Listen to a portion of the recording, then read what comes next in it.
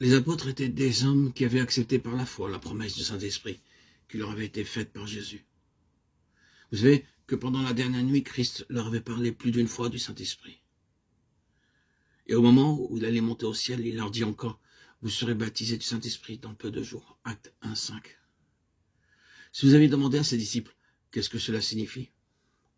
Je suis sûr qu'ils n'auraient pas pu vous le dire. Ils ne le comprenaient peut-être pas aussi bien que nous. Ils ne conseillaient pas ce qui allait arriver. Mais ils prirent Jésus au mot. Et ils n'éprouvèrent aucun besoin de parler de cela et de discuter à ce sujet pendant ces 10 jours.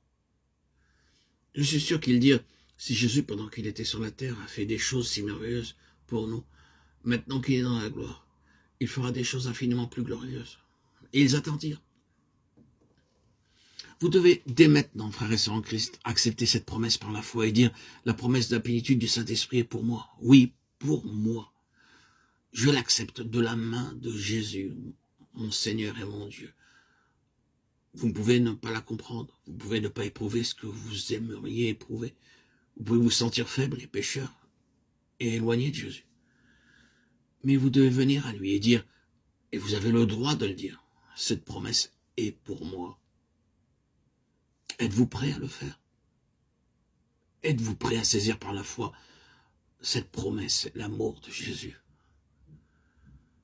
Je suis sûr qu'il y a de nombreux croyants qui luttent pour trouver ce qui leur manque, qui sont donnés à Jésus entièrement et de tout leur cœur, qui l'aiment vraiment et qui ont cherché à s'humilier dans la poussière. Mais ce qui leur manque, ce qu'ils n'ont pas appris à dire simplement, il l'a promis. Et il le fera. Permettez-moi, frères et sœurs en Christ, bien-aimés, mes chers amis, auditeurs, auditrices, de vous dire, pour vous encourager que lorsque vous avez une promesse de Dieu, elle est valable autant qu'un accomplissement. Une promesse vous met en contact direct avec Dieu. Honorez-le en croyant à sa promesse et en lui obéissant. Et si vous avez encore besoin de quelques préparations, Dieu le sait.